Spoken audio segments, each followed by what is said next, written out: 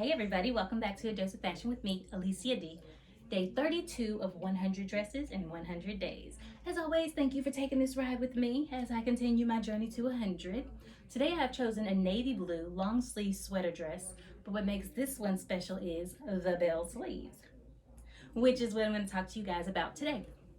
So, the origins of the bell sleeves go way back to ancient Japan with the beautiful silk kimonos, which were just an everyday staple of their wardrobe, something that they thought was just whatever.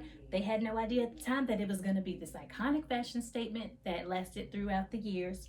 Well, as most things do, that came and went, but it always pops back up, and it's just that little extra special touch that you can add to something to take it to the next level. Well, once we leave Japan, we jump forward to the medieval times, where bell sleeves were worn only by the clergymen in the church and whatnot. After that, we jump forward in time again to France. France was when the bell sleeve was made popular by the noblemen and the wealthy. Apparently, one of the queens of France was very well known for her elaborate bell sleeves. And of course, in decadence and all things French, the bigger, the better. I'm from Texas, so we also say that in reference to Texas. But in France, in fashion, always the bigger the better. Jump with me again to the 1970s, where the bell sleeves were like all the rage. Apparently, what made it pop in the 70s was the fact that the 60s had the loose bohemian chic style, and with the looser, wider materials, the sleeves elongated. So in the 70s, they slimmed everything else in, left the sleeves bigger, voila, the bell sleeve. Now, this one is a modern day dress with modern day bell sleeves.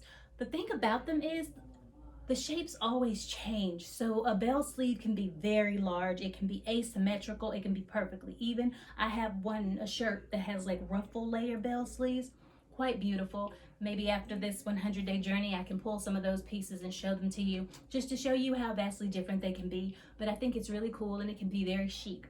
Now, you do want to be careful as far as functionality goes. If you're going to a fancy party, by all means, the bigger the better. But if you're going to be like doing any actual functionality with your sleeves, you want to make sure that you don't want to do anything that's too big or too elaborate, because it can get in the way. I've had experiences with that. It's not really fun because you're not really focused on how fabulous you look. You're more focused on, ooh, my sleeve's going to get in my soup. You dip crackers, not sleeves. Now, enough about that. I'm going to stand up, give you guys a closer look at the dress and the details and the jewelry that I chose to wear with it. But as always, before I get off this bench, I want to show you my shoes. They are by Charles David. They were made in Italy. It is this beautiful chocolate brown suede shoe. And what makes this shoe the most beautiful thing, I think, is they have a harness on the bottom, an actual studded harness that buckles onto the bottom of this shoe. It slides over the heel, wraps around, and you buckle it. I've never seen one like this before. My aunt had them because she's traveled all over the world for work. She bought them, she never wore them, and now she feels like she's too old to wear them, so I got them. Yay me! Thanks, Auntie. But anyway, the dress at hand, what we're really here to talk about is this beautiful little number. As I said, navy blue, high neck. I paired it with this necklace that I got from one of those jewelry parties. Never wore it, don't really know. It just really stood out to me at the moment, so I went ahead and bought it. But it's got all these different tiers, moving pieces. It's got a slightly lighter blue bauble in the necklace, which I think is cool because it kind of pops up against the plain old navy. And it has an antique sheen. It's not a bright, vibrant gold. It's more of an antique-y, subdued one. And so I tried to go with a more subdued gold earring as well. You don't want to do shiny with antique because it just doesn't match. It looks like something new and something old, and it just doesn't quite mesh together.